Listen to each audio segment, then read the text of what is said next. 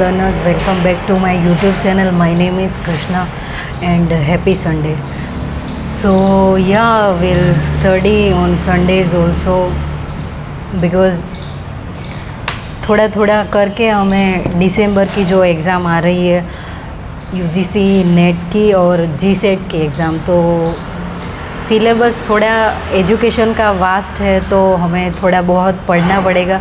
और मेरे जो वीडियोस होंगे वो मैं रात को डालूँगी क्योंकि रात को मेरा नेटवर्क अच्छा आता है। एंड अब से मैं दिन के मतलब रात में 2 वीडियोस डालूँगी 15-20 मिनट के। तो आप प्लीज़ अपना जैसे टाइम हो, शेड्यूल हो, उस हिसाब से देखना।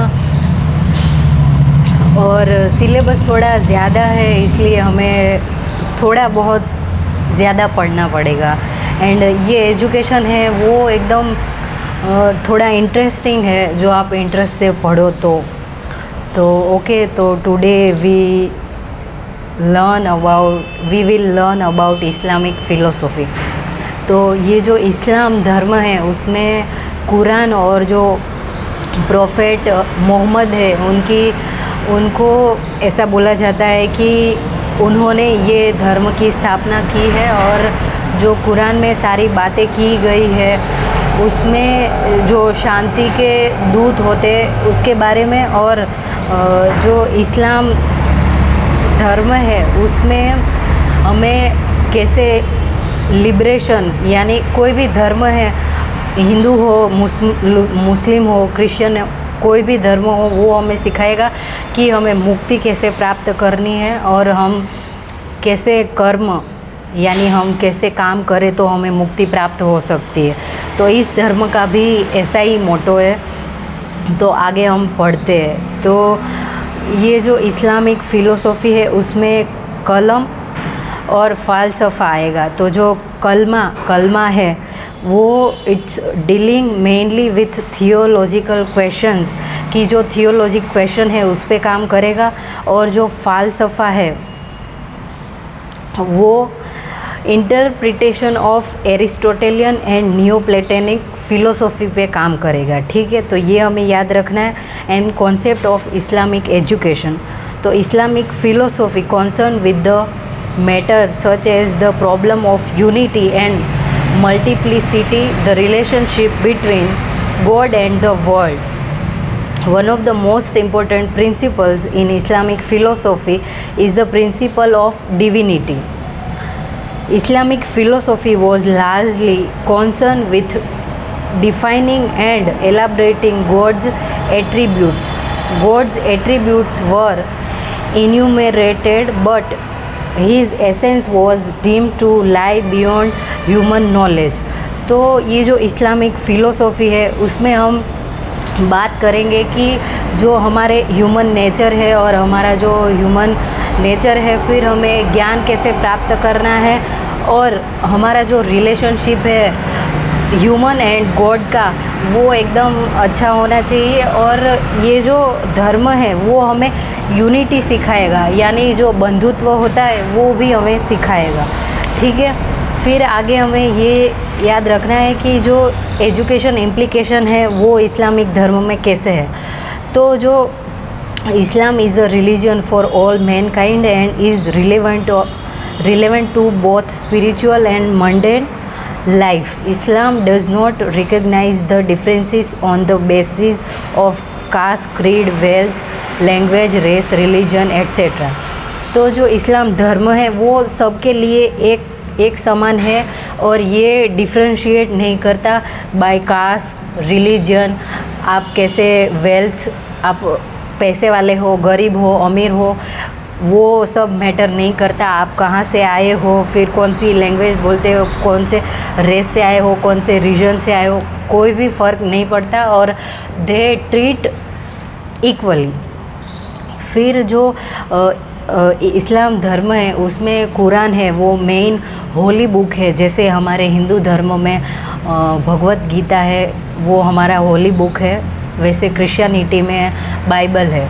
तो वैसे इस्लामिक धर्म है उसमें कुरान है, तो कुरान में सारी बातें लिखी गई है। ठीक है, फिर एम्स एंड ऑब्जेक्टिव, तो to provide experiences which are based on fundamentals of Islam to foster great consciousness of the divine presence in the universe, to provide the teaching of Holy Quran as the first step of education, to provide experiences in the form of knowledge and skills which clear understanding that these experiences are likely to be changed in the right of changes to society, to encourage international brotherhood irrespective of differences in generations, occupation and social class।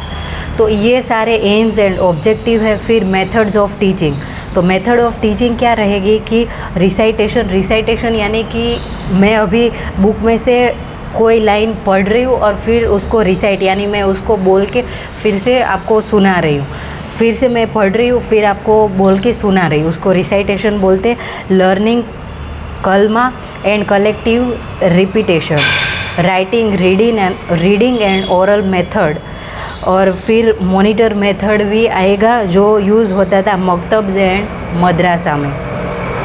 फिर oral और monitorial system है वो भी रहेगा। फिर basic principle है वो क्या रहेंगे, तो फ्री एजुकेशन यानी सबके लिए फ्री एजुकेशन होना चाहिए। फिर patronage of education, promotion of culture unity, फिर हमारा कल्चर यूनिटी कैसे दिखाए और हमारा कल्चर यानी इस्लामिक जो कल्चर है वो कैसे यूनिटी फैलाए यानी जो ब्रदरहुड होता है वो। फिर development of literature and history, तो हिस्ट्री और जो लिटरेचर है दोनों को कैसे आगे ले जाना है उसकी भी बात करेगा।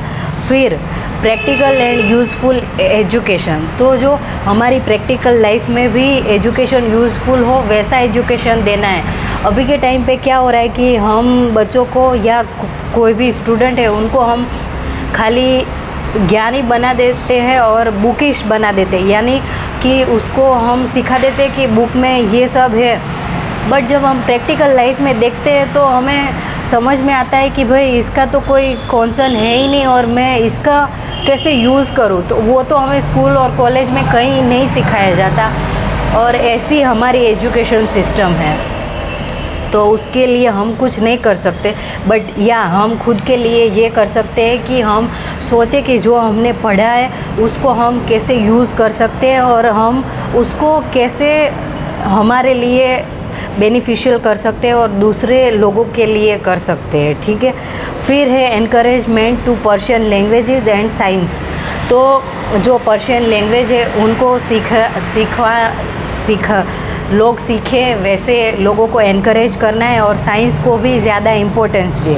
फिर करिकुलम कैसा होना चाहिए, reading writing arithmetic and religious education होना चाहिए। फिर astronomy, physics, medicine, algebra, geometry, law, history, economic सारे सब्जेक्ट होने चाहिए हायर स्टेज पे। फिर साइंस एंड आर्ट और क्राफ्ट जो है उसको ज़्यादा इम्पोर्टेंस देना है और थियोलॉजिकल करिकुलम है उसको भी इंक्लूड करना है। तो it's all about Islamic philosophy, तो उसमें हमने पढ़ा कि ये जो इस्लामिक फ़िलोसॉफ़ी है उसमें मोहब्बत पैगंबर की बात आएगी, फिर कुरान की भी बात आएगी, फिर इसमें कलमा एंड फ़लसफ़ा की बात आएगी। फिर हमें याद रखना है कि जो ये कॉन्सेप्ट है एजुकेशन का अकॉर्डिंग टू इस्लामिक फ़िलोसॉफ़ी वो कैसे होता है और एजुकेशन इम्प्लीकेशन कैसे रहेंगे, एम्स एंड ऑब्जेक्टिव क्या रहेंगे, फिर मेथड ऑफ टीचिंग, फिर बेसिक प्रिंसिपल्स है वो कैसे रहेंगे और करिकुलम है वो कैसा रहेगा। तो it's all about Islamic education. सो हमने ये जो फर्स्ट यूनिट है उसका हमने फर्स्ट जो टॉपिक होता है वो ही कवर किया है। जो यूनिट 1 है एजुकेशनल स्टडीज़ उसमें ये फर्स्ट टॉपिक है contribution of Indian schools of philosophy. तो इसमें हमने सारी फ़िलोसॉफ़ी जो इंडियन स्कूल्स ऑफ फिलोसॉफी है उसमें सांख्य, योगा, वेदांता, बुद्धिज़्म, जैनिज़्म वो सब हमने पढ़ा।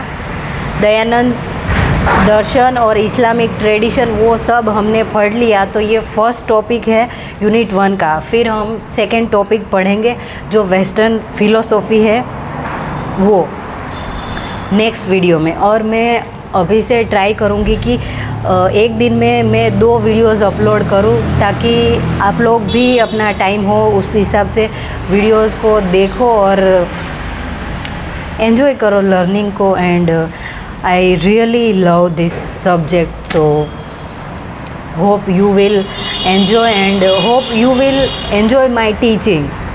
और कमेंट करना कुछ समझ में नहीं आया और कुछ मैंने अच्छा नहीं पढ़ाया हो, क्योंकि मैं भी, जो टीचर होता है वो भी लर्नर ही होता है, तो हो सकता है मैं कुछ गलतियाँ कर रही हूँ।